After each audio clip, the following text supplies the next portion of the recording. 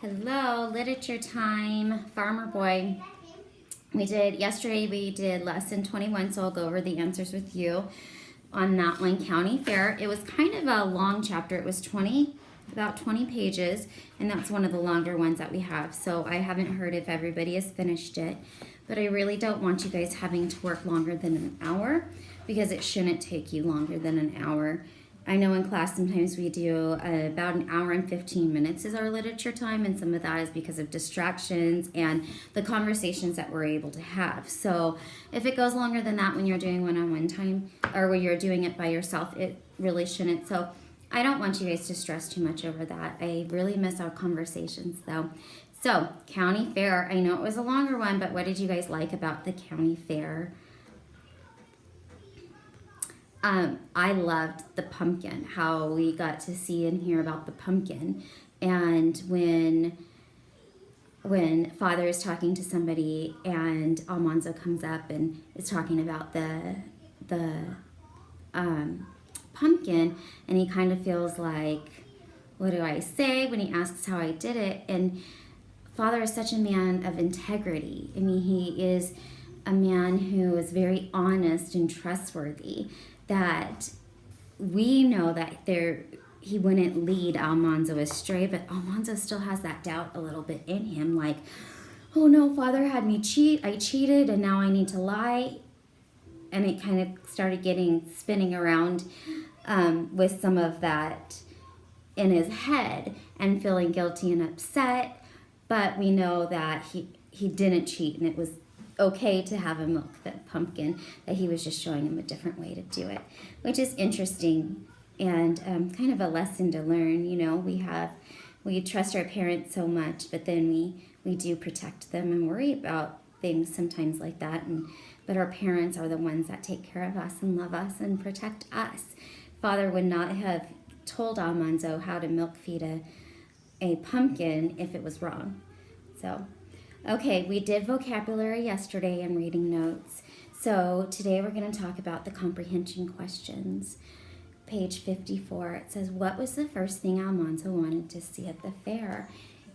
The whole book we've heard about horses and how much he loves horses. And so of course Almanzo first wants to see the horses. That is his first thing. He doesn't care about his pumpkin being over there. He just wants to see those horses. What makes Almanzo feel important and grown up? How he's talking to Father about the horses. He knows so much, he has so much information about the horses anyways, and Father's actually having this conversation with him. I did find it interesting that as soon as they got there, everybody kind of went with their friends, or the girls went in the kitchen to cook and bake, and Royal went with his friends, but Almanzo, he didn't. He wanted to stay with his dad. And you see that relationship and how strong that relationship is throughout the whole book. Describe the two black creatures Almanzo sees in the stall. What is a mule? So, the two black creatures, they have bare tails, bristly manes, rabbit ears, long yellow teeth, and a squawking roar. Yeah, kind of interesting. A mule is a crossbred, half horse and half donkey.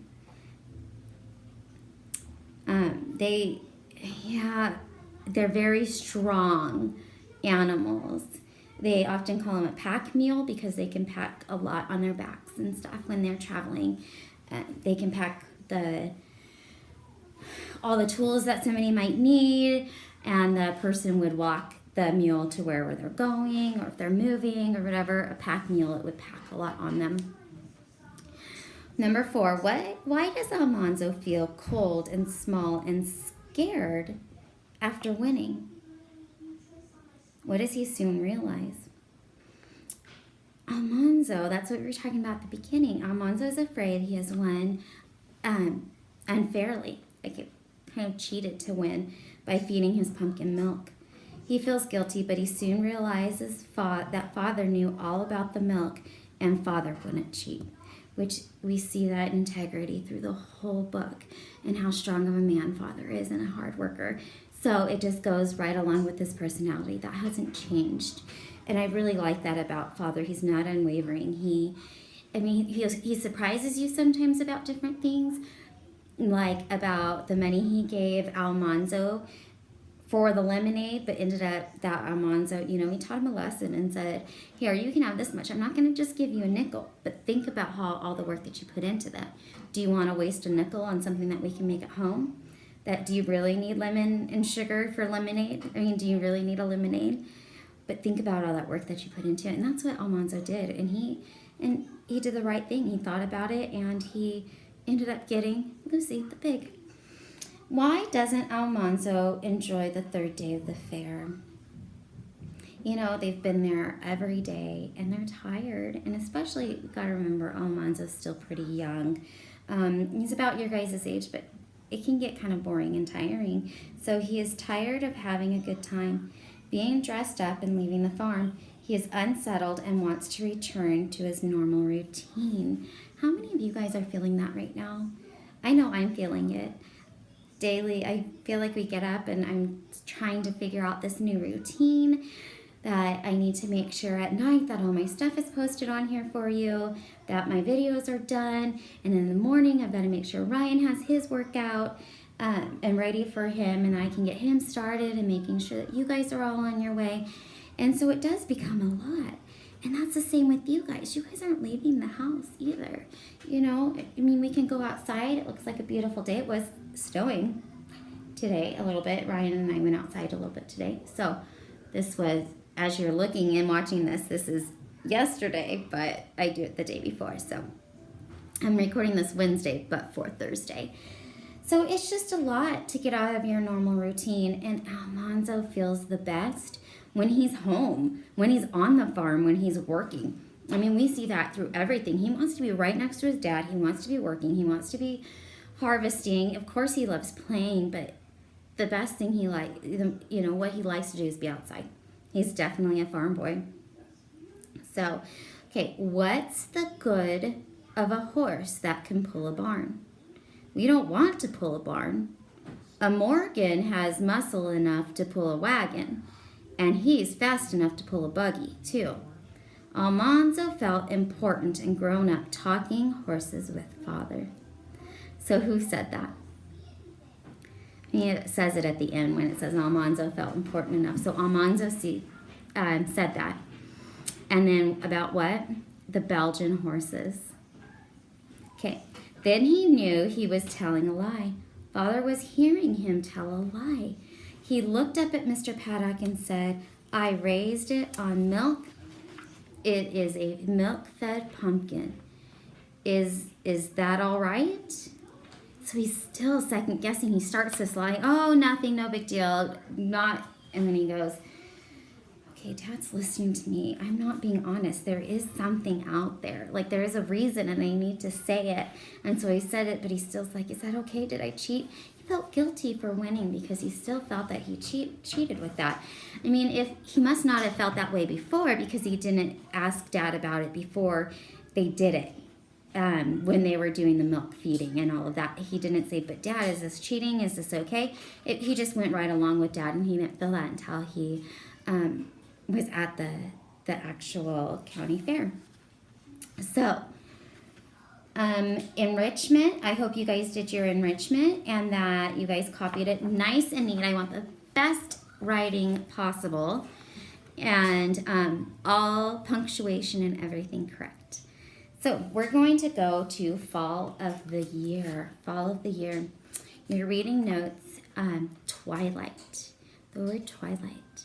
That's the diffused light in the sky during early morning or evening when the sun is below the horizon. It's twilight. Tonight, when you guys, now that you guys know what twilight is, tonight as the sky and everything's getting darker, you guys can know, you guys can see the twilight or know what that is at that time. Or in the morning if you get up before the sun rises. Indian summer, a period of mild weather occurring in late autumn. Okay. Alice put on her cloak and a hood. Now, it's interesting, a lot of you guys were, what's shawl, what shawl? Well, a shawl is kind of something different than this. When you think of a cloak, it's like a cape. And this one has a hood on it, so it's kind of like Little Red Riding Hood. If you guys picture anything with the Little Red Riding Hood, that's what you would see with Alice. Okay, number 2, delicate bare limbs of the beeches.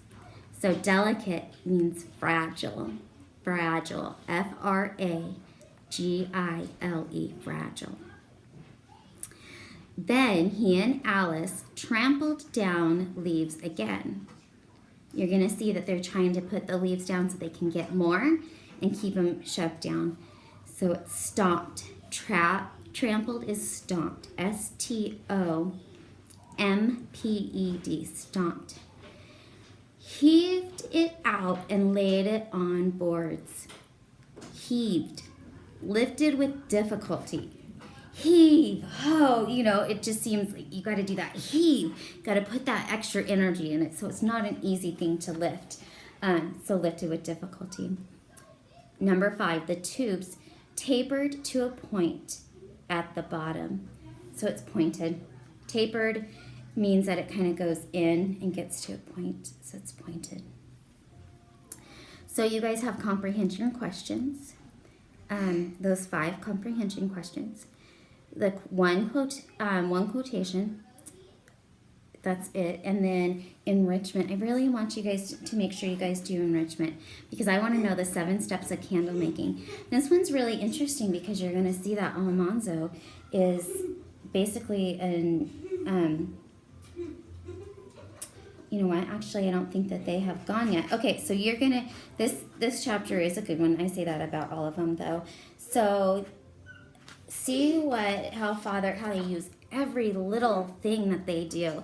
Every little thing, how it says like mom doesn't even waste anything. So everything that they have and harvest, and they use every part of it.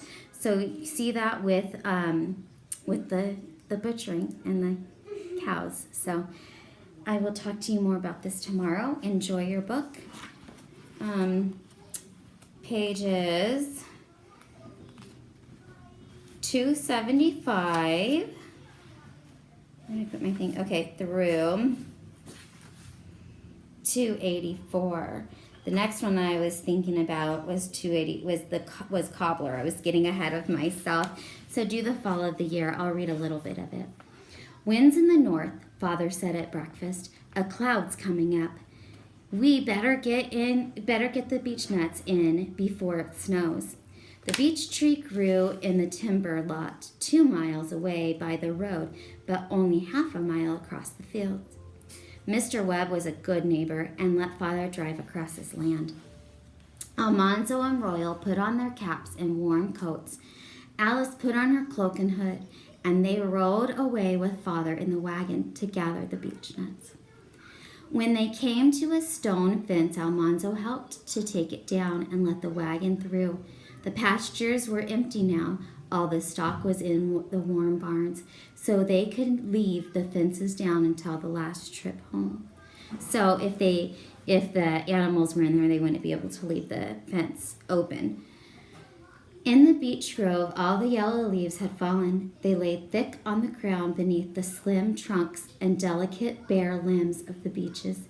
The beech nuts had fallen after the leaves and lay on top of them. Father and Royal lifted the matted leaves carefully on their pitchforks and put them, nuts and all, into the wagon. And Alice and Almanzo ran up and down in the wagon, trampling down the rustling leaves to make room for more. They wanted to get as much in there, so they got us to trample it down. What a fun job to do. When the wagon was full, Royal drove away with Father to the barns, but Almanzo and Alice stayed to play till the wagon came back. A chill wind was blowing in the sunlight, and the sunlight was hazy. Squirrels frisked about, storing away nuts for the winter. High in the sky, the wild ducks were honking, hurrying south. It was a wonderful day for playing wild Indian among the trees. When Almanzo was tired of playing Indian, he and Alice sat on a log and cracked beech nuts with their teeth. Beech nuts are 3-cornered and shiny brown and small, but every shell is solidly full of meat. They are so good that nobody could ever eat enough of them. At least Almanzo never got tired of eating them before the wagon came back. Then he and Alice trampled down the leaves again while the busy pitchforks made the patch of bare ground larger and larger. It took almost all day to gather the beech nuts. In the cold twilight, Almanzo helped to lay up the stone fence behind the last load. All the beech nuts in their leaves made a big pile on the south barn floor beside the fanning mill. That night, Father said they'd seen the last of Indian summer. It will snow tonight, he said. Sure enough, when Almanzo woke next morning, the light had a snowy look, and from the window he saw the ground and barn roof white with snow. Father always knows. I don't know how he always knows, but he always does. So enjoy the rest of the chapter. I can't wait to hear how you guys liked it.